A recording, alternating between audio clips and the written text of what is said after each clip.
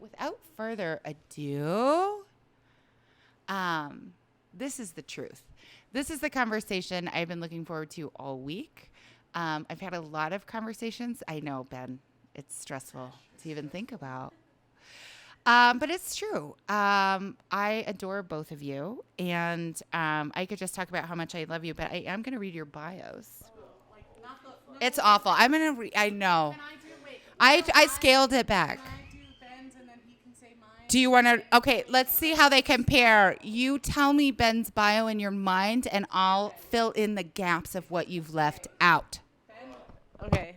This is Ben Roy, you guys. He's part of a comedy group called The Grawlix, who you might know from a show called Those Who Can't, that is now streaming on HBO. He has a monthly show at The Bug with Andrew Overdahl and Adam Caton Holland. He's been featured on This Is Not Happening, and he could never get late night with the set. I'm just kidding. No, he's honestly probably doing fine. No, he's probably doing fine. No, but he's one of the best in town, and he's also the lead singer of Spells. So he's toured with bands, so he has a lot more like logistical about going on the road, perhaps with bands, or how to integrate comedy or comedians into the music scene. And how long you been doing this now? Like 14? Okay, 18. Since the first part of the century. Wow. Yeah. Wow. That's a fun way to put it. Okay, great. Yeah. Ben's gonna know a lot less about mine, I feel like. Do you want to try? This isn't friendship test. No, he would hate this. He'll hate this. He's so stressed out. Well, you can't do her justice. I mean, she's that incredible. She really got all of it. I will say also, on a personal note for Youth on Record, Ben has been an incredible supporter of our work. He's been featured on our podcast, My Youth on Record. Anytime we need him, he comes through for young creatives. He's been a keynote speaker at our Real Rockstar Awards, and he's just a great friend. I admire him, and he is a wonderful human being. Okay, moving on. He's embarrassed now. Okay, so Miss Christy. Christy is a Denver-based comedian who, as she says, fell into comedy in 2010 when she went to see a cute guy do an open mic. And thought to herself, I can do better than that. And then she did. I did, yeah, that's true. That's 100% true. Look, I didn't write it, okay? I copied it from your... Actually, I think Karen Wachtel wrote my... Who? Karen Wachtel. Karen, damn it. It's so good. It's hard to write your own bio. She was right. She is better than all the boys in the room. Let's see. I'm going to move on to this, which is one of the things that I love the most about Christy. Well, she just finished a comedy festival at Rise, which she can talk to you about. I'll just speak from the heart about Christy. Christy is, I think Christy is the just comedy scene's leader. Christy teaches, she organizes, she works in the community. She is the absolute definition of an impact artist. Her art is incredible, and it gets better and better and better with every show, which almost seems impossible. It does. It feels like it's going to run out any... It won't. Have you met you? That's just what brilliance does. But Christy has an impact. Christy, I've heard her refer to her students as she talks about her students wherever she goes. She teaches comedy, and she teaches comedy to folks who are novice comedians and even folks who don't consider themselves comedians, but really with comedy as a tool for mental wellness, self-expression, and just getting your heart out there. She is the best at what she does. And I don't really fangirl anybody but Issa Rae and Christy Buckley. Yeah, that's fair. And that's the truth. Totally fair. That's the truth. You want to add anything to her bio? She has an album out now. Yeah. But truly, Christy, like, I go every so often to her classes to like listen to her students do their sets and just kind of give feedback and whatnot, and like watching you with your students and the care you take and how much you like really invest yourself in what it is that they're doing is very rare, and even more rare for comics. So it's a very individual. Yeah, it's a very individual thing. I try. Part of it is most of my friends have gotten really good at comedy and are on the road, and so I just like needed to make myself new friends. That's the goal. Yeah. Sam's too busy to hang out. I needed to make new friends. So, okay. Oh, you don't have a show tonight in Denver? Okay, that's what I thought. Okay. I was in the neighborhood. Okay, I want to kick off with a little bit of a personal question, which is about your personal why and, why comedy, why music, and you two are, you guys are sort of once in a lifetime talent. So why Denver? Why are you here still? I first of all, I started comedy more just because I think that I have a disability of cerebral palsy, and when I was growing up, there was not we didn't talk about it in a way that was, it was either like we got to fix it, be sad about it, or we don't speak about it, and it just gave me this outlet of actually being able to create language around it that wasn't negative in the first place. And I also found really early on that comedy is this place where people get to be the version of themselves they don't get to be the rest of the time. And that was always really amazing for me. Once I got really into, it took me forever to think I would even do this for a living. But once I really got into it and I saw what the Grolics were doing, what Adam really champions Denver, and the way that even Comedy Works would build talent in the beginning. I just it's easy. I grew up here. I was born here, and it was just absolute luck that I would be able to land here. It also helped that Josh Blue, who also talks about his disability, that's the very first time I even thought, when I saw him do comedy well before I did comedy, it was wow, you could do that. And he happened to be here. So it felt even more wow, this is the place to be. But Comedy Works really is one of the best clubs in the country, and the ability to create an indie scene that pays, and having that framework that was set up for us has been absolutely amazing. And especially with COVID happening, it's I don't think that the coasts are going to be as necessary. And so part of me, in the last, especially before as COVID was happening, and in the last 2 years has been okay, this is the time. I have been working for a long time, but let's build this scene up even more, because I don't want to go to LA. I don't want to go to New York. That sounds terrible. And so it's more about just wanting to continue to build this place to be a great place for comics and artists and anybody. So yeah, that's why Denver. And I can talk geographically a little bit about that here in a little bit with some of the questions, but it is just it's an island, and for that reason, we can control it as artists a little bit. So that I love. So there's mine. Okay.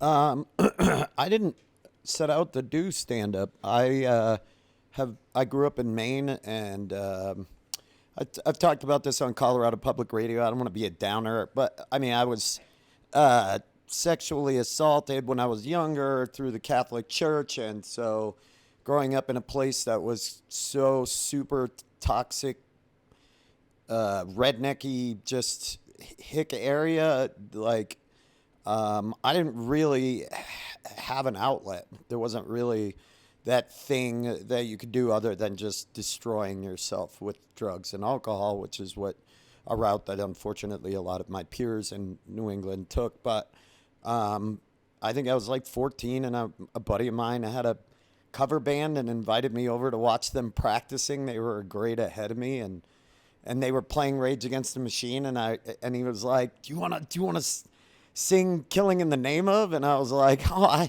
I may know some of the lyrics." and man, I jumped up. It still brings tears to that moment. That was the instant where I was like, I don't ever want to do anything else with my life. I don't want to not be playing music.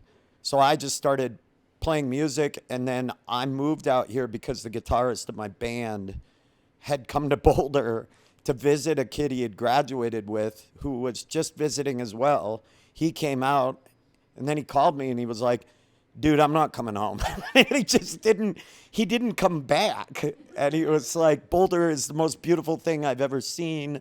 I've never seen a place like this before, and it's nice out, and people are nice. And so I came out to visit him, and I just fell in love. And then I came out here, and I moved out here with my girlfriend at the time, and she just looked in Westward and saw a job at Comedy Works.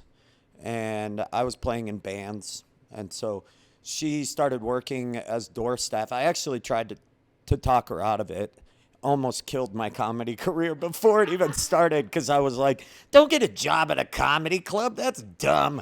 Comedy's stupid. It's all sport coats and chicken tenders, and I hated stand-up comedy. I thought it was so lame. I thought it was like Bob Hope, and like I always used to see, like, you know, those commercials for like Victor Borga and stuff like that, and I'd be...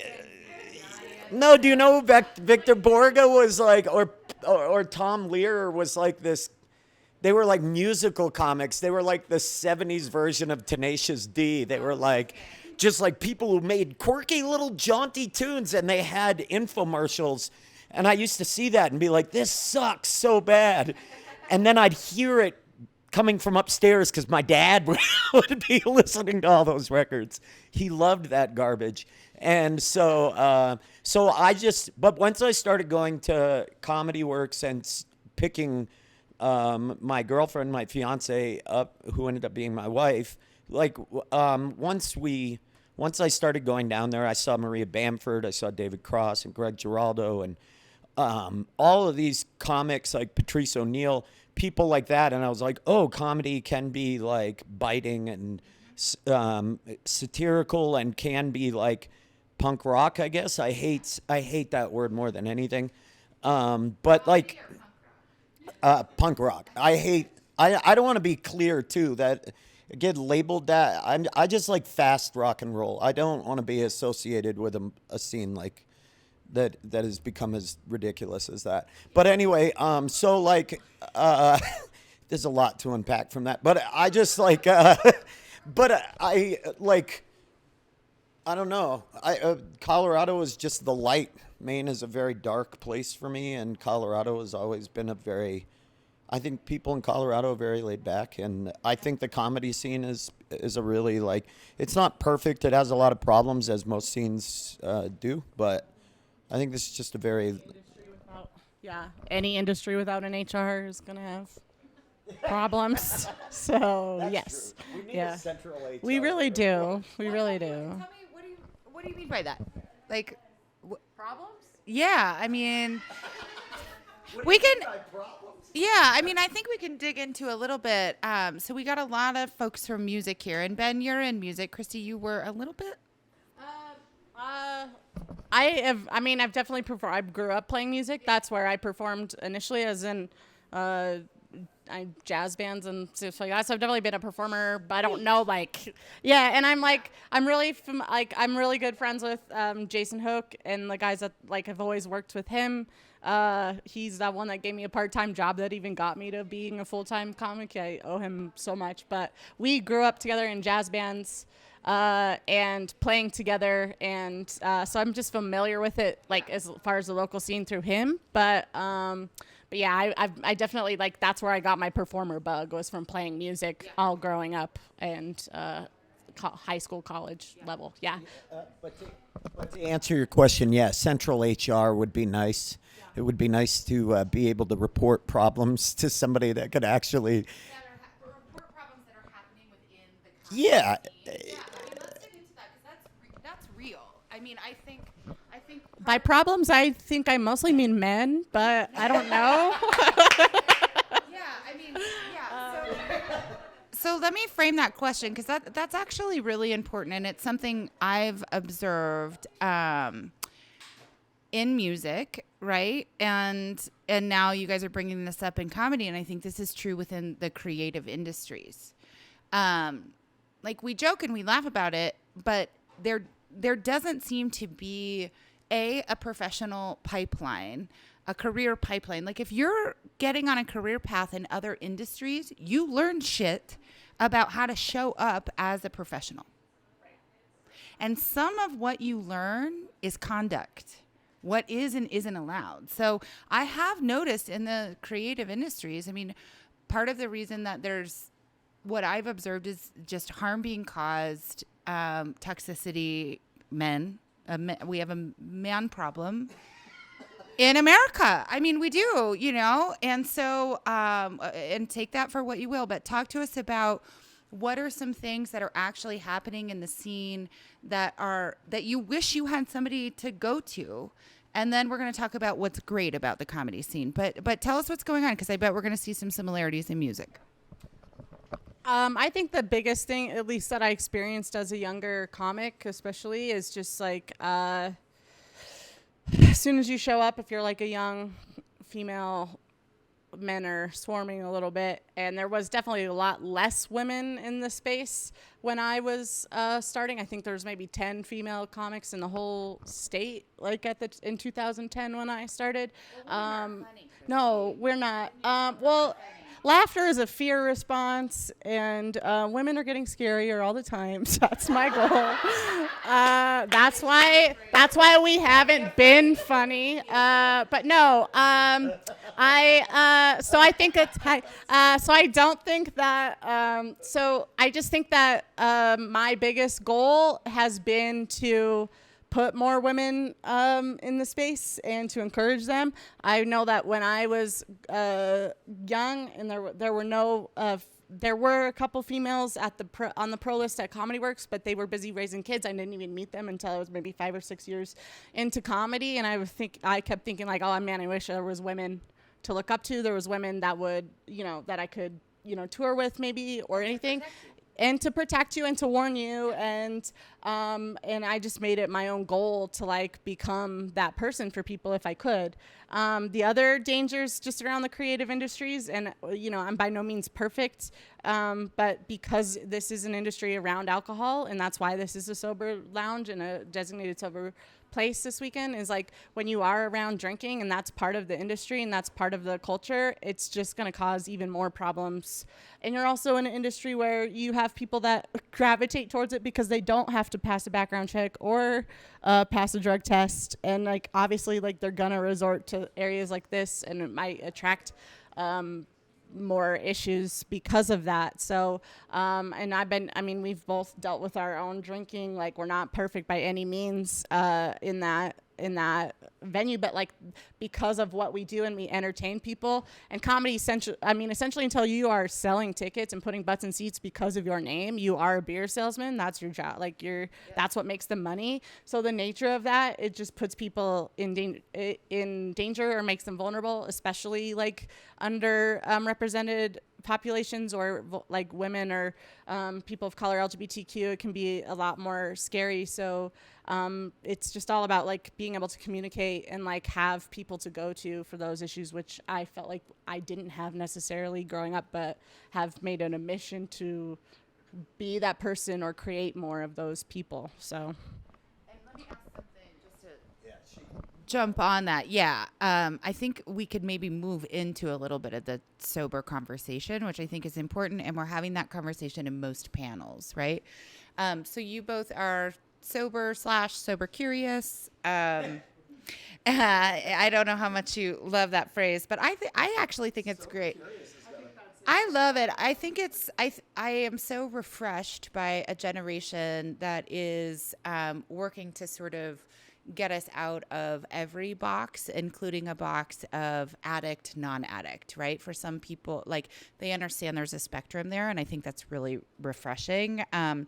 So, and we've all talked about this a little bit. I am also sober 7 years, and it almost, real soon. And yeah, so none of us are perfect, and we all have our own reasons why we quit. We don't need to necessarily talk about those as much as, do it. I mean, I think some of it is conduct, right? Like as you rise in your profession, you go, people are watching, and they probably shouldn't be watching that. Not my best version of myself. But I do want to talk about this in the creative industries. And in the comedy scene in particular. Talk to us about alcohol as currency in comedy. Because I know what happens in music. You get paid in booze, right? And so I want to hear about that. I want to hear about, can you paint a picture of for us, of a comedy scene where alcohol is not maybe the driving force for sales, for venues, is that possible? Can we build that? It doesn't exist now. It doesn't exist in music now. How could we do a little better? Go ahead. You can start. Oh, no, you can start. I feel weird about this. Everybody has a different definition of sobriety. I haven't drank or done pills, which were, like benzos, which were my choice of substance to abuse for 12 years. I just passed 12 years, but whatever. But I also enjoy taking THC and CBD, so I feel very conflicted saying that I'm sober. But yeah, but I also don't feel like marijuana does what I want it to do. It's not the high that I become obsessed with. I love the droney kind of down feeling of drinking. The alcohol scene, though, I mean, especially when I started, you were encouraged to drink. Like, drinking was just part of it. Drinking and drug use, the lifestyle of comedy was considered a part of it. And it was, everybody partied hard. And you're also hanging out with service industry. I mean, the people I'm closest to in both bands and comedy, when I'm on the road doing something, or, for instance, with the television show when we were filming the TV show, is the crew. Like, they're the people I'm closest to, not really other castmates and actors, but, like, we hang out with the staff, and no one, you're all nodding your head, no one parties harder in the world than the service industry. I mean, like, if you've waited tables or worked, man, so like, you just get wrapped up in that. And there's this stigma that comics are all more damaged than anybody. I don't believe that. I believe plumbers are fucked up, lawyers are fucked up. Like, we're all prone to getting all fucked up, and we just do it in such a public fashion. And when we implode, it's like a quasar or a star being born. It's magnificent and sad and in front of everybody. I mean, I've watched a comic who I love, I won't name Nathan Lund, lose his shit on stage publicly, and holy fuck, it was so incredible. Oh, it was, even Sam left the room. I think he went to the restroom, but it was like, it's like, it's part of the culture. And I knew when I stopped drinking, I went through like a period where my throat would close up on stage. I had to just learn to control my nerves again. And then I stopped trying to control them and just realized I trip over my words a lot just because I'm nervous. I'm an anxious person.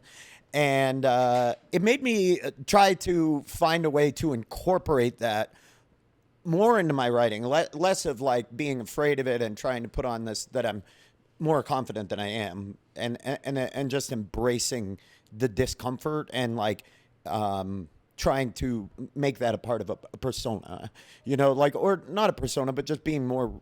They always say in comedy that like you find your voice. I don't think you find your voice. I think you remember your voice. I think at first you kind of get on stage and you're doing your impression of what you think stand-up is. And then as you get better and better at it, it becomes closer and closer to who you are as a real person. What made you funny to begin with and what made people go, hey, you should try that, starts to come out in reality. And I think when I'm dulling that with alcohol, it wasn't who I am in reality is kind of nervous and emotionally volatile. And so just do that on stage. It's kind of funny. Like and it's proven to be sort of funny, and it's off-putting at times, but so am I. So Here, what do you think? I don't want to do that anymore. Okay. Yeah. So, as far as, I totally agree with you. Is like the sad comic and like the musician that needs to be drunk or party is like total fallacy. And it's a culture that we've all fed into, and we start drinking a little bit because it is scary. Like the adrenaline physiological response you have when you're a brand new performer is terrifying, obviously, and it takes a lot of work to train that down. And people medicate with alcohol, and then that just becomes the commonplace. But it's absolute, like, perhaps comics are sadder, but that's only because we have to pay so much attention to what's going on in the world to write, and it would be much happier to not have to pay attention to what is going on. But honestly, I really had to learn, like, I didn't quit drink. I mean, I had started drinking when I was 14, and I've taken breaks before, and it wasn't until like the first real break of drinking where I realized, like, oh, actually the drinking's making your depression worse, and the depression's not helping you on stage. It's actually something you have to work extra hard to overcome every time you get up there. Like, yeah. Because I do think, like, we're encouraged as musicians and as comics to fall in love with our misery, that there's something beautiful and poetic about the tortured artist and all of that. And it's until you've been truly sad or you're shut in because of your anxiety and you realize there's nothing beautiful about it. It's terrible and it hinders great art. And I want to say this, Sam, not just because you're here, but you were one of those first, Sam T, checking your sleeps. But Sam was one of those people who like would talk about like post about like, be happy you get to do this. Like, feel fortunate. We're almost encouraged to like make fun of the craft of comedy and to be like, we're a comic. I'd hate for my child to become a comic. I'd rather they're exotic dancer. You know, like we're told that it's just this terrible thing to do. It's so true. And we like shit on ourselves, but it's pretty rad, and it's okay to go into it with like being in it. The hardest thing that I'm having to learn in therapy, shout out to my therapist, is like that it's okay to be happy, and it's okay to say you feel good. I always feel like I'm going to fucking jinx it or something. And I think that there's a part that believes, like, fell in love a little bit with like being miserable and was like, well, of course I'm sad. I'm an artist and a writer, and I'm supposed to be like, you know. And then you realize like living in that space is incredibly sad. And I hope that this generation flips that on its head, is like realizing there's no beauty in alcoholism and drug use. It's incredibly terrifying and sad to watch. And it has this blast radius. When one person is, the infection, the like redness that comes out from it is just, it soaks up everybody around you, and everybody pays for it. So, yeah. And also just add, like, so what I've noticed from teaching, so as far as to pivot a little bit to going to like, how do we build that scene? The biggest thing that I've noticed, and I didn't even maybe realize that this would become more of a mission, but the more I taught comedy, the more I, learn that there's a ton of people out there that like who have these unique, amazing stories and perspectives, but they can't do that every night at 10 p.m. Colfax open mic grind. It's like literally impossible. They're not 22. Their parents don't pay their rent, and they don't like care. They actually have to care about their bodily safety and like the safety of their family. And like comedy is totally like cut off from them completely. So and they're the ones that would invite people that could create more of an audience that isn't based off of drinking, and more of an audience that wants to hear other things. So the biggest part of my job has started to become like, okay, how do I problem solve with each individual of like, how do you fit comedy into your life? Whether it is that you can only hit one open mic a week, and also you get together with a writing buddy and do that.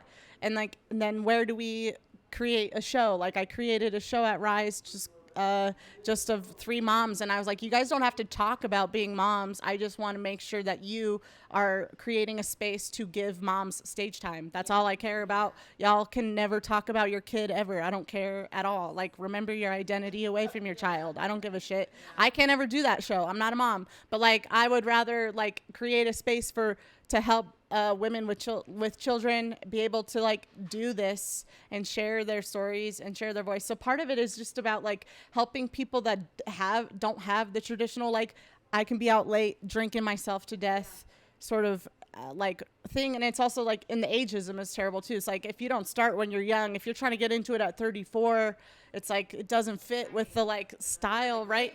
So that's what they treat that's what they treat them like. Yeah. So part of it is about like part of it is about sitting with the individual and going, okay, how does it fit into your life? Where can you perform? Where can you find space? Yeah. And it's like been a big part of like what I do. And I didn't even realize, because I did start the traditional way and I'm established. I get to perform whenever, I want in many cases, and to help these other people that are like getting into comedy later or getting into comedy with a whole family, or like needing to support other people, needing to keep a job, needing to keep their sanity and get sleep. It's like they shouldn't be cut off from doing the arts because of that. So it's like me literally just working with them of like, okay, like let's look at your calendar. When can you write? Who's a person I can match you up with to be a comedy buddy writing time? Get on Zoom. Like you could, if they sat and did like writing time with one other person, it would be equal to or greater than 3 open mics that week. And they don't realize like there's this culture of you got to be out at the grind, you got to be at the mics every night, and it's like, cool, you got to perform for 8 people who are hammered and will not laugh. Hope it was helpful. Like, so it's about thinking about like, okay, well, how can I develop away from this traditional scene and fit it into my life? I think that's really smart and something that we should be thinking about. Jen Cordy mentioned this yesterday, right? Which is make a choice. Like, are you a bar or are you a venue, right? And we have to start maybe asking for that. I love this idea too of what is our idea of what a traditional comedy room or music room looks like? Like a room like this is great and healthy, and there's an opportunity, here or where. I think it's just breaking down barriers. That makes sense of like where all of this happens, right? Time of day matters. And that is gatekeeping in some ways, right? And so I love that has come up several times, right? And it's like all of our parents said, I don't know if your parents said this, but my dad was always like, nothing good happens past midnight. And I'm like, you're right. That is absolutely... I don't know. I mean, I think the question is like, I think it's a different scene, right? Like, there might be good things that happen after that time, but there's definitely a lot more drinking and drugs and alcohol that happen past 10 p.m. versus a brunch at 10 in the morning or, a work day. So just, anyway, I love what you're saying there about rethinking the containers, the times, the places, and the spaces where we make and do and perform the art, Yeah. I mean, I think if you look at like Muslim countries that do not allow alcohol to be staying out at night at cafes till late and into the early morning hours, that's about as human as it gets. It's the stigma that's exactly. Once again, the stigma in those countries. But I'm saying, I'm more mean that I think human beings like being out a lot of times, and especially during the summer, it's hot during the day. The night, weather-wise, is just much more favorable to be out. I like it. I just think we've created this that if you're out at night, you have to be fucked up. And I think, and I totally like. I want to shout out like Andy Main. A local comic who's fantastic, has a show at Wide Right. She does every weekend. That's a sober show. When I was, and the bar just makes mocktails and charges a reasonable price for mocktails. It's been fantastic. And honestly, oh my God, if I could do only sober shows. Oh, no. What's different? The audience. I want to say this, crowds, they're the worst. Like, they're capable of being fantastic, but man, like, they can be awful. And when you get a bunch of drunk people together, there's just no telling where that school of fish is going to move. You're like, and so she's been doing that, and it has been a breath of fresh air to have that. when I lived in LA, one of the best shows was at Radford Hall, which was an AA show. And I don't know why there's not more AA comedy shows. If there's a group of people that are willing to laugh at themselves and the world around them freely, it is people who have struggled with addiction. They're the easiest to laugh on the planet. They love everything, you know. Like, so. No, I love that. It's just the beverages. That's it. There just needs to be drinks to sell. Yeah. That will make them the money. Yeah. That's why. That's what's missing. Yep.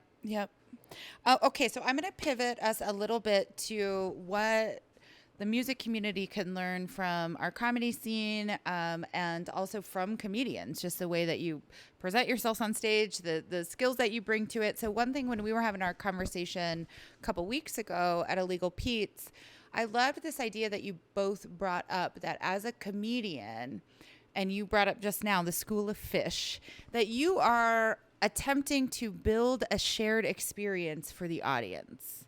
Can you tell us a little bit more of that and how that might translate into building a shared experience as a musician, a young musician? We've got a lot of first-timer musicians who this is their first festival. Tell us some of like the tools that you use to build a shared experience for the audience.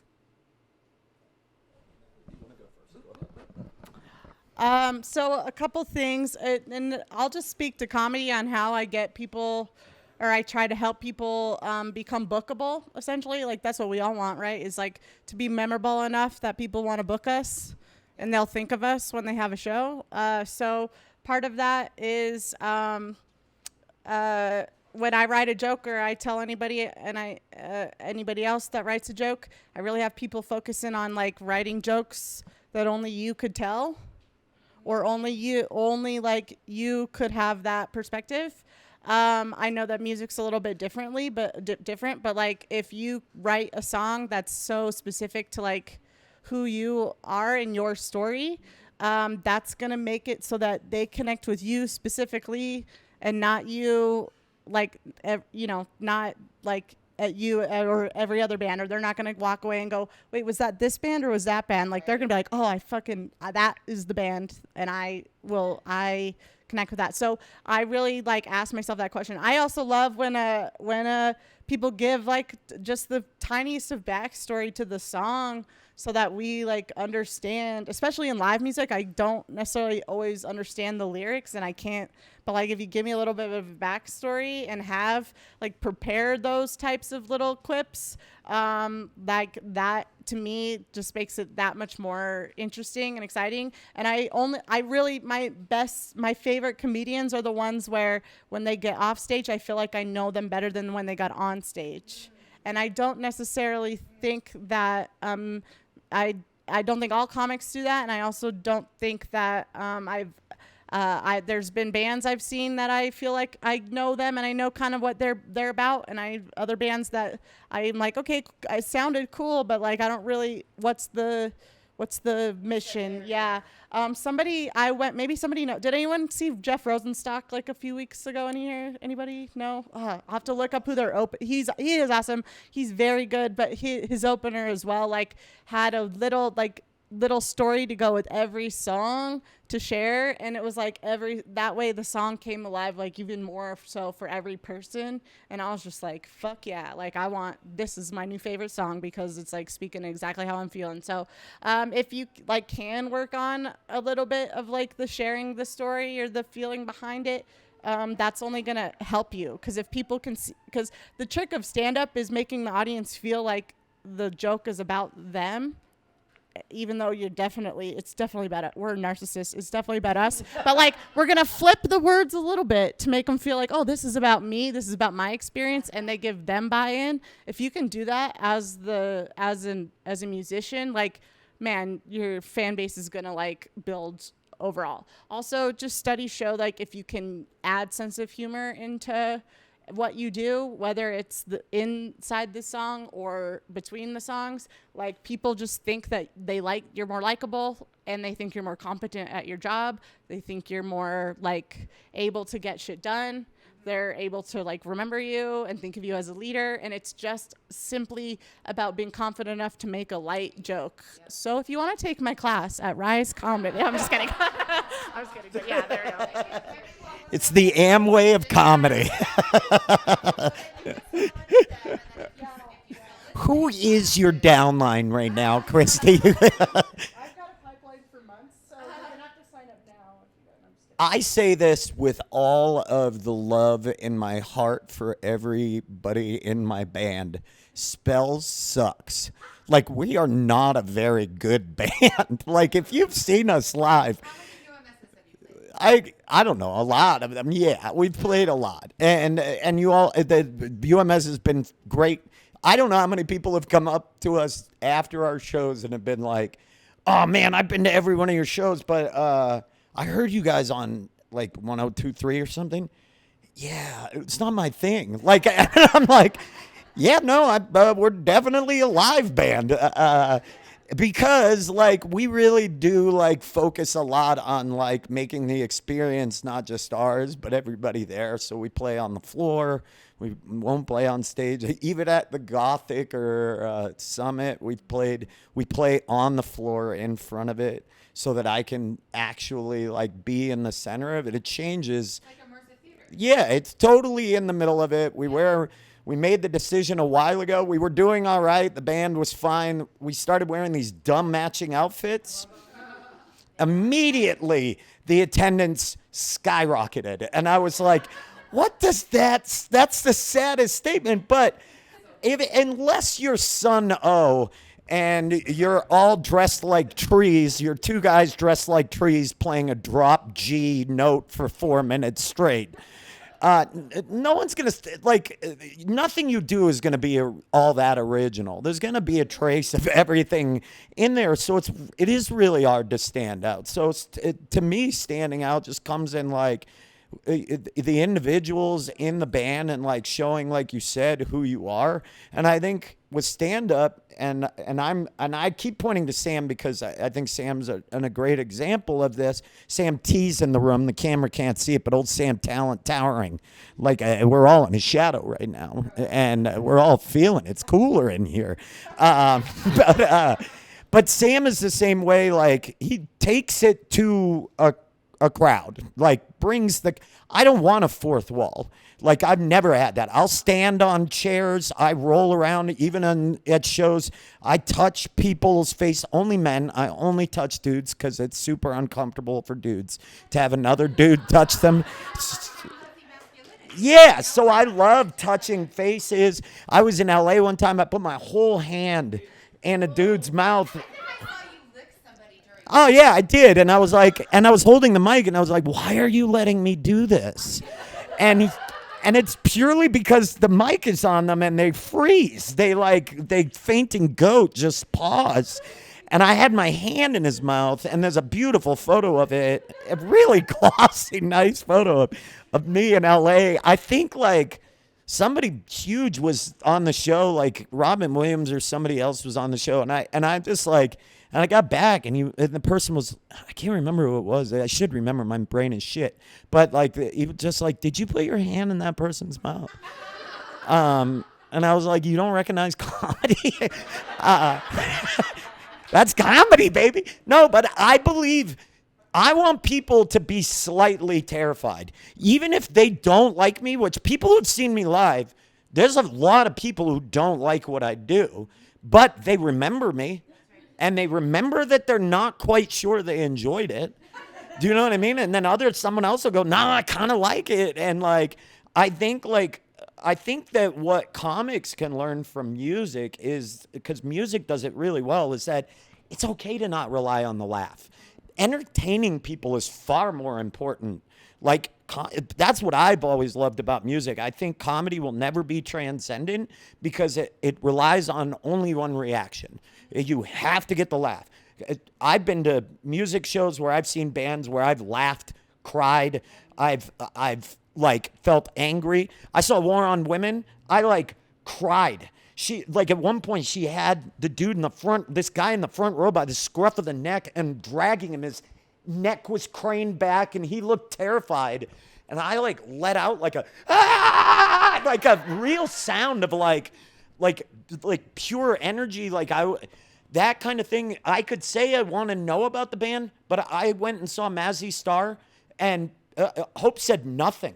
She said nothing. She stood profile. It was dimly lit. She smoked cigarettes, but it fit the music, and it somehow was exactly what I wanted Mazzy Star to be: mysterious and smoky and like something I'll never fully understand. You know what I mean? And it's still. She made one joke. The place lit up like she was like she had like it was she had just roasted the whole crowd, and it was like less is more with a band like that. So, but she really like putting all of who you are, you're on display. To me, is far more important in creativity than worrying so much about like the strict rules or tent poles to like that medium, you know. How do you get comfortable enough? You talked a little bit about it with sobriety, but we don't have to stay there. But how do you get comfortable enough putting your whole self out there and your whole, that authentic you, right? Not putting on the mask of this is what a musician is. This is what a musician sounds like. This is what it means to be a musician. But, you've really evolved into this is who I am, and you too. And it takes time to get there.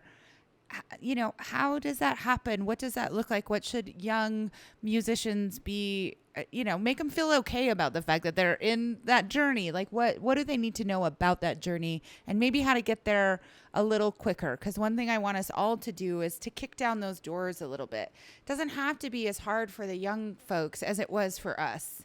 Like I would rather have it be just a little bit of more of a paved road. So just pave that road for them. How can they be more themselves on stage? Doesn't know what that question means. No. It's just a big question. Yeah, it's just a big question. So couple things on that. Number one is just reps. Absolutely, just like more you get on stage, the more you'll be yourself. The other thing that How often do comedians play? Because I always look at this. You guys that's harder. Yeah, because we get more. Yeah, your guys' sets are longer generally, but like we get on stage. We can get on stage every day, almost every day if we want to.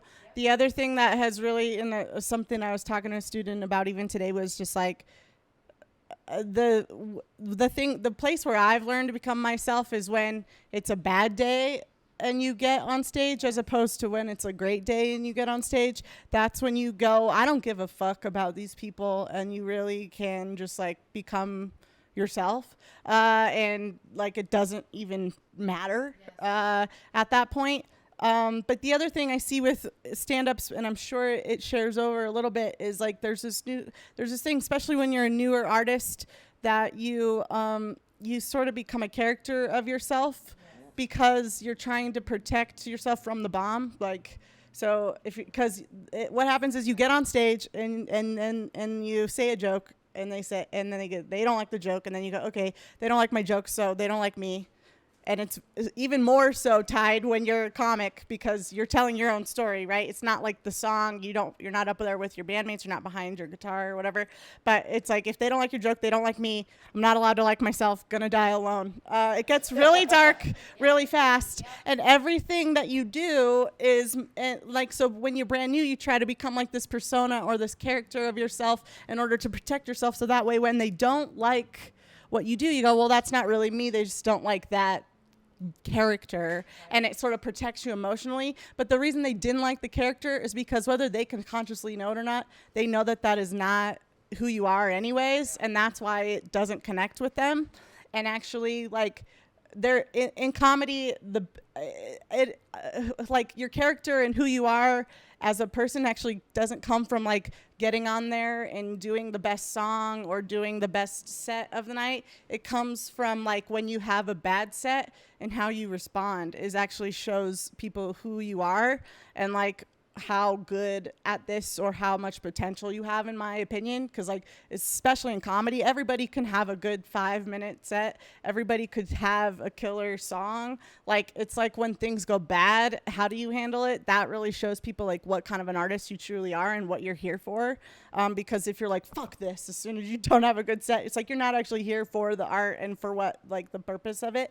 But everything I do and train in my brain, and don't get me wrong, I've still bombed and had to call my mom crying, and we're not even close like that, so like it's very weird. But it it's more about your response and your reaction to feedback and criticism than it is about ever having a good or bad set in the first place, in my opinion. Okay.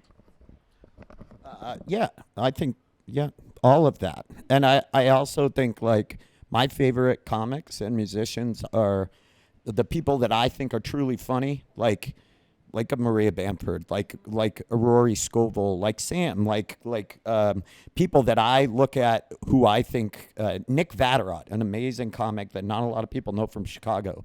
All people, every one of them, and I mean this in the kindest way, and I know Sam will probably take this as a compliment. I've watched them eat shit harder at points than anybody I've ever seen. I mean, like, I watched Rory Scovel do a German accent one time through an entire show that he does not have or did not qualify. That was the first time I ever saw him, and I didn't know That he wasn't German. You didn't explain it. He's not German. He's from Atlanta or somewhere around there. He did it, ate shit. To me, risk is the cow shit that genius is born from. Like, you, I guess so. I just did a panel with the Comedy Central Comedy Central people last week, and they were saying they'd much rather see a very, very good set or a very, very bad set. Anything in the middle is like, well, that was nothing for me. What's the point? Yeah, I think Sam was actually talking about Norm Macdonald's, like, had this big opportunity before he passed away to do a show, and he was like, what's the point? I'm going to go there, I'm going to kill, it's not going to change anything. Like, and it's true. Killing, Patton Oswalt said the truth is hack. Like, I mean, getting, the fact is that being in the middle and being, and not taking risks, it's hack. Yeah. Like, it is hack. Like, and that's the thing. Spells dress is dumb. Like, we dress like morons. And we wrote an inordinate, too many songs about how awesome we are. But it stands out. You know what I mean? And, like, it is fun to watch. I hate saying that. It's not accidental. No, we have fun, and I think, like, the minute the overwhelming worry about whether or not something is going to be, like, marketable or you're going to make it starts becoming the main driving force, you create a series of borders around you of what people do and don't want to see, and you start. I know with the show, Those Who Can't was not good because, and I mean that in a nice way, it was fine, but it wasn't as good as it could have been because there were so many constraints on what we wanted to do, and there was a lot of money behind it, and the network doesn't want to take risks because there's a lot of money behind it, and it killed the experience. I think if you're a young person, like, find your way to love getting up and doing that thing every day, because, like, doing it for the love of it, like, doing it to be better than other people and to get ahead and whatever is great. It'll power you right out of the gate. It's like putting acetylene or alcohol into a dragster or whatever. But to me, like, loving it is diesel. You know what I mean? It'll get you 500,000 miles. You'll be 43 years old still playing in a band talking about your dad. And but still, like, liking, still loving it and not caring. I said that at the Youth on Record thing, that, like, when I think it was Kimya Dawson that was, and I love the Moldy Peaches, and she was awesome. And we were talking, and I was like, one of the greatest things for my own music career is that I've never made a dime off of it. I'm so in the red.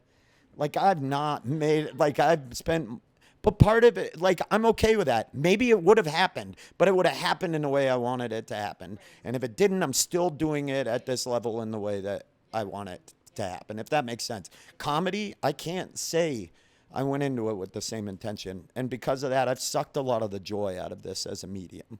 You know, like music, I still love it because I didn't fucking care. Yeah, I did not give a shit.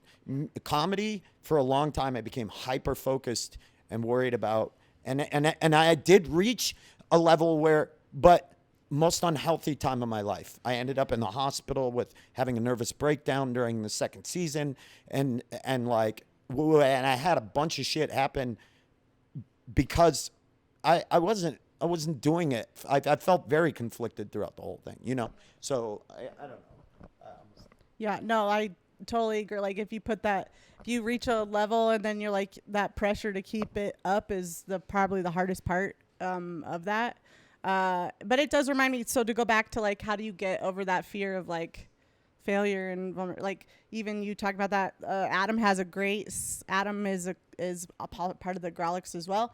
And he went and met with Amazon or whatever to sell your guys' show, and his sister had recently died, and like that level of like, I don't give a fuck what happens because none of this fucking matters. Like that's actually what sold the show. Because they were like, oh, he doesn't give a fuck. Like this must be really good, sort of thing. Like, and it was just like he didn't give a fuck. Yeah, and like I add something though. I just want to add, if you're part of a group, and just listen, camera.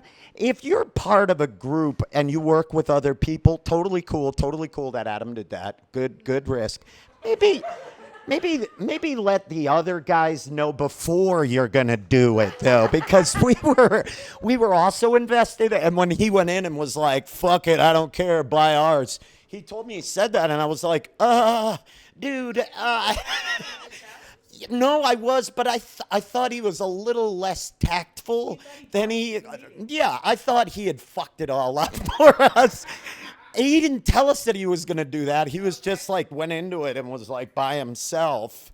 So I'm just saying, cool plan and all, but talk it over. Yeah, I'm just going to add that. Talk that over. Talk it over, guys. I mean, yeah, and we had some, like, I was in a group as well, and, like, something what me and Janae Burris, who have a very dark sense of humor, would always do. Unfortunately, one of our members, like, died, and so it's, like, sometimes for a while, there's a couple years there that it's, like, no matter if the set went good or the set, especially if the set went really good, you'd get off stage and we would just go, Jordan is still dead, and then we just keep walking. Because it's like, oh, it doesn't matter how good or bad this is going. Like, the reality is, like, this doesn't matter. It matters because you should find joy in it. Once that's over, then there's nothing to even mine for here anymore. So, but it's also like, just don't get too big for your britches. Don't worry about it, how great it went and how that's going to help you. And don't worry about how bad it went and how that might hurt you, because ultimately, like, you're going to die, and like that doesn't matter. So no, you're right. No, I actually think that's beautiful advice. Like, the more you do your work in your career, whatever that looks like, I find the most comfort in being tiny. You know, when I am nervous about something, I had to do something today. I was nervous. Andrea was there as my emotional support person, as she always is. And, you know, the perspective of just how fucking small we are and how little time we have. And do you do this? I go to like sometimes I go to on YouTube, and when things are shitty, I pull up Carl Sagan's Pale Blue Dot, and I just watched it. Yeah, I just watched that shit, and I'm like, oh, yeah. When he says, like, a grain of sand suspended in a sunbeam. And I'm like, oh, Sagan, fuck yeah. I think that's beautiful advice, and it's not something that I totally got until I got a little bit older. I just turned 40. Small. Not that your life is small, not that you are small, but we are infinitely tiny. And there's something so comforting for me about space. I mean, that's a whole other conversation, but like these images, no, but like it just gives you the perspective. It just, you know, death and space to me give the most perspective on how much it doesn't fucking matter, right? So give it your all, but that doesn't give you an excuse to not give it your all, but it helps you be less tied to the outcome, right? Okay, so I want to pivot to one final question and then have these lovely people ask you both questions. So my final question is, we talk a lot about scenes and ecosystems here at Impact Days. You know, what does a music scene need? What does a music ecosystem need? What's going on in the comedy ecosystem? What are the 3 things that are happening within the local Denver comedy scene that are super supportive, so that we in the music community can either decide if we have them, and if we don't, how do we get them, right? What's working? 3 things that are working. Well, supportive, huh? Okay.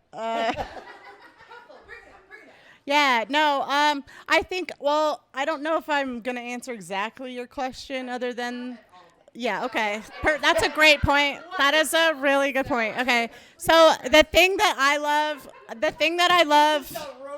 no, it's fine. It's totally fine. No, it's fine. And she even sent, like, she did send the questions ahead of time, and we were like, cool, we're going to do our own thing. We're not even being surprised by these questions. No, so the thing that I love about the stand-up scene, that I love about our scene specifically, that even other comedy scenes are not able to do as well, is we do and something I really stress to new comics as well, is to like start inherently like placing a value on your time and your art out of the gate. That island thing that I talked about, mentioned earlier, it's helped Denver and comedy in a lot of ways. Whereas Wendy, Wendy's the owner of Comedy Works, she needed to like bolster her local scene because she couldn't, because it's 8 hours every fucking direction to go on tour. She needed to have reliable and good openers. So she saw value in fostering the local scene and getting them better and making sure that they knew what they were doing. And then because of that as well, we also like started a culture of you ask, what does it pay? What does it pay? What does it pay? Even my brand new students who like, they have no business getting paid for comedy. I just already want them to have, like, they can still accept a show for no pay, but you, even asking will require them to go, oh, maybe $20. Just ask. And even that. Can I ask you this? Sure. Because this isn't true in music. Do you know what each other make? I ask people all the time. And Maria Bamford is actually like from the top really doing a huge, a lot. Know that marginalized communities make less. Right. So I ask people, and I'll do that all the time when I think somebody's underpaying me. I'll find a man who did the show a couple months ago and say, what did you get paid? And I make sure that it's the same.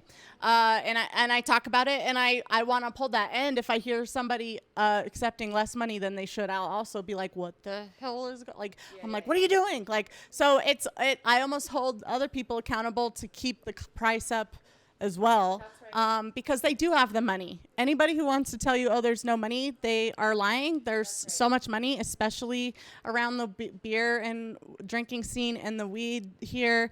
And there is money. And these people are literally pricing artists out of their homes. They can fucking pay for it in their entertainment. I have no issue with that. So, but you do have to talk about it, and you also have to ask. You have to ask. Doesn't mean you have to say no to the show. A lot of times when I know I'll say yes to the show, I go, yes, what is the pay?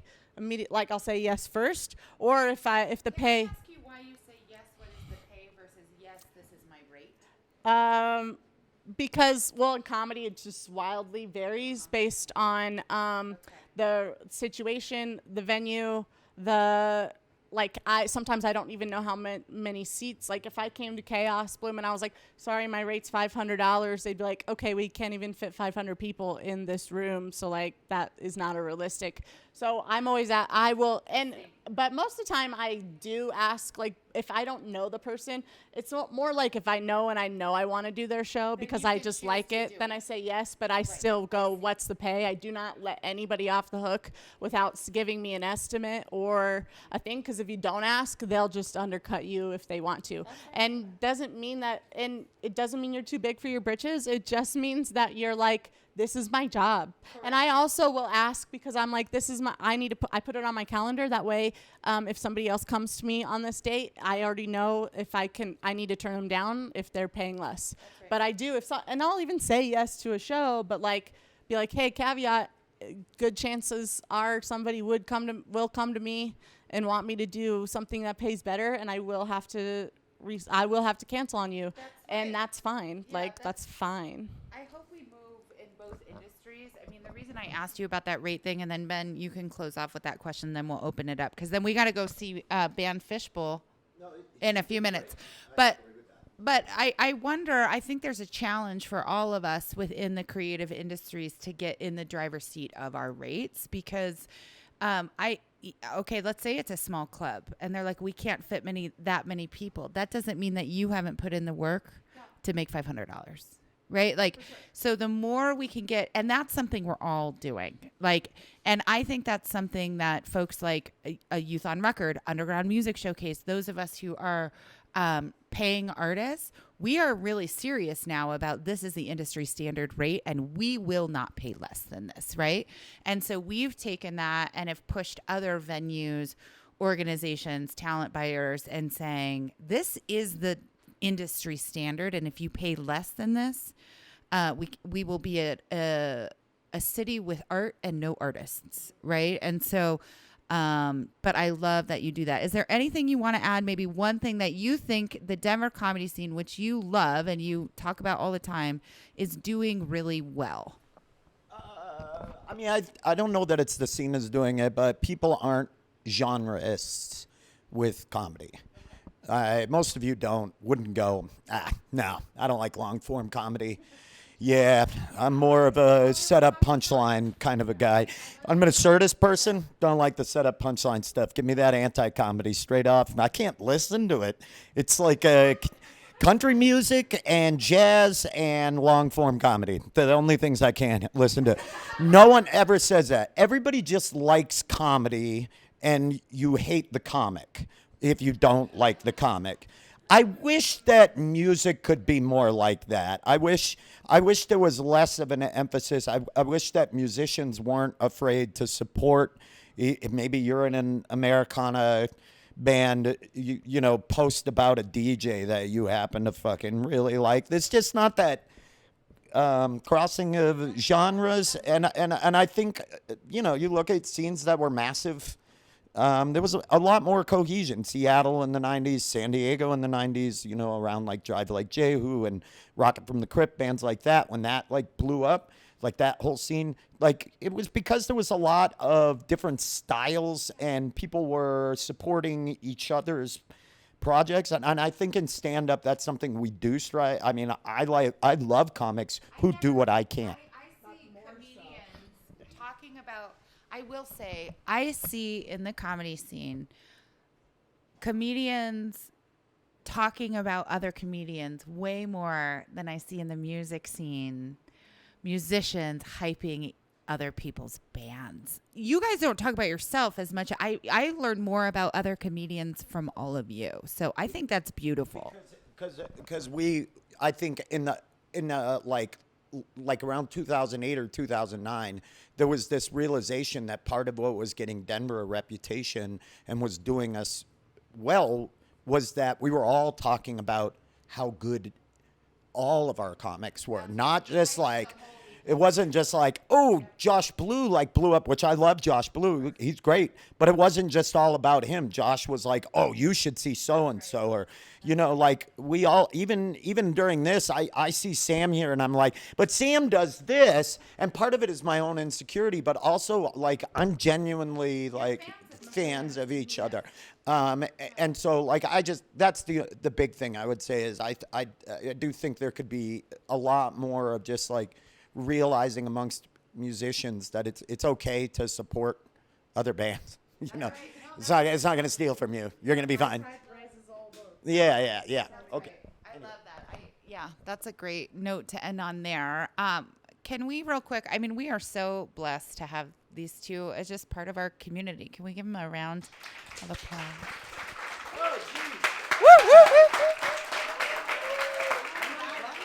They're uncomfortable. You guys are amazing. Let's take maybe 3 questions that you have for them. Anybody have a question, either personally for them or about the scene? Yeah, Vana. And feel free to introduce yourselves to them too, since we're building community here at Impact Day. I'm Vana Wolf, and my question is how do you feel about musicians who are floppy on stage and don't like hold posture or their microphone, or just kind of like, how do we feel about that? Just show us what floppy on stage looks like. Hi, I'm here to do a show, instead of, hi, I'm here to do a show. Yeah. That looks a lot more like a comic than a musician. Anyways, every comic is floppy. No, I think that just shows lack of experience for the most part. They just don't realize you said it earlier, like showmanship is all the way from the words you say down to like your fingertips and your toes, even if they look like my little weird meatballs. But I don't know what that means. Sorry. Okay, that got weird. I have weird feet. I have little weird feet. But that just goes with what?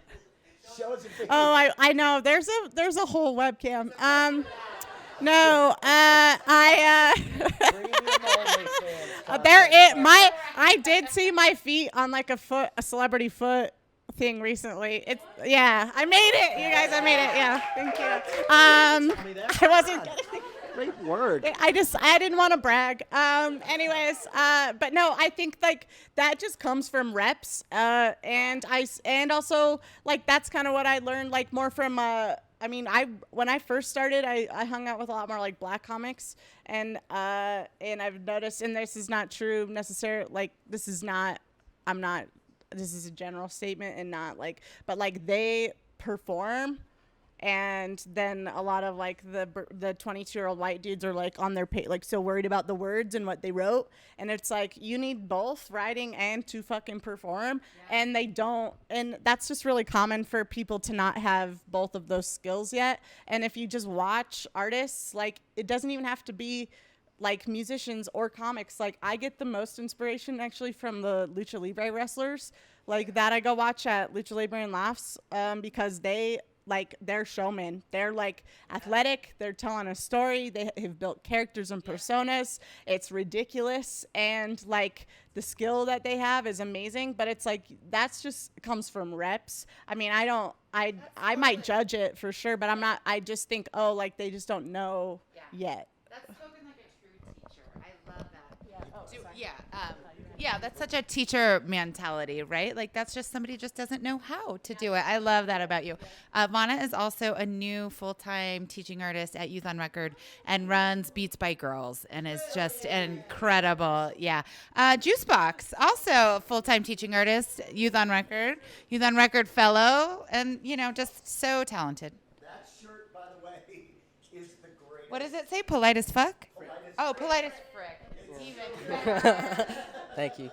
So I was wondering, so for the times when like I don't feel like sticking my hand in somebody's mouth, what are some small ways that both of you maybe keep your sets like exciting and fresh and new? And you're performing with July at UMS, right? Are we doing our song together? I don't think that. Yeah. Never mind.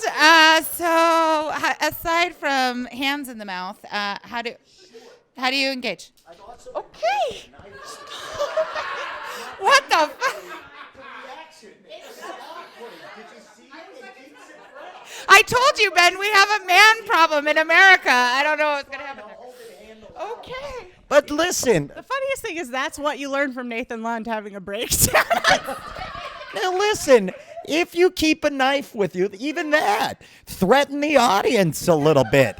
That's all I'm saying. But no, I've actually been brandishing a knife on stage here and there during a stand-up show, and wow, attention. The attention you get. And I try to hold it in a manner that I don't, so it doesn't look safe either. Like it looks like it could fall out of my hand at any time. You see, Christy's seen this gag. She's... No, sure. Don't necessarily have to arm yourself. That's my thing. No, I think, yeah, like I think ideas pop into every artist's head, and then they go, I couldn't do that. That's too out there. I don't know. No, probably not. Just do it. Like, just do it. You'll figure it out. You know what I mean? Like, Sam should not be wearing shorts on stage. That's a rule in stand-up that went forever, and I don't know why. Rocks the shorts, owns the crowd. Hey, how's it going? Welcome. We started a little while ago. You must have missed the memo. But, so, yeah, I would say just, like, entertain your whims. Like, you know... Yeah, take risks. What are you talking about? You gotta live. You've never carried. I have some really. I won't pull a knife. I do have. I mean, do it if it works. Like that's what. But no, one that I learned from, and of course we have a certain mood that we're creating as comics that's a little different than musicians. But there's a couple things that I do when I'm not feeling it. Number one is, and I got this from Nancy Norton, who is an amazing comedian here. But she does this thing where she thinks of a YouTube video that makes her laugh every time and gets her in like a goofy mood. Mine right now has still been Biden falling up those stairs. Just like, I just keep watching. Oh, no, fuck him. He's not doing, okay, anyways. He's I just like him like falling and then just like, bam, like, because it's, you know, because I think the falling is a metaphor for how I'm feeling before I get on stage anyways. And you're just still like, okay, gotta still do my job. So like, but that one gets me to laugh. So like, I think of something I really like pulled that in my gut, like right before I get on stage. Another one I love to watch is Bernie Mac's I'm Not Scared of You Motherfuckers set. Like if you're ever feeling small and you gotta get a little bigger, that's the set to watch. That's the set to watch. And if you can like he goes out with his own face airbrushed on his jeans, it's fucking amazing. And it's like, if you can even come with 10% of like more of that power after watching that set, it's like the best feeling. Right. Yeah. And then, yep. Box, do it. Yeah. Hit it.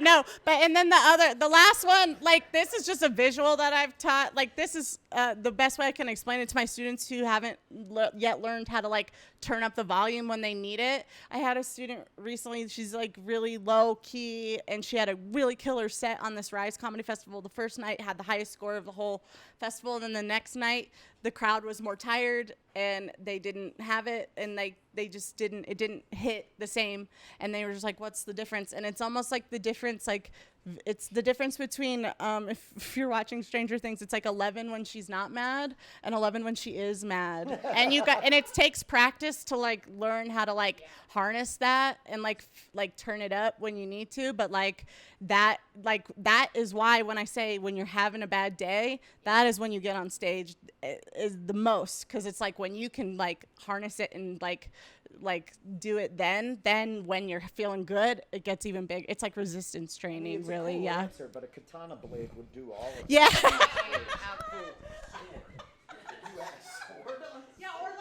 I lost control of this 80 minutes ago. There is no next question.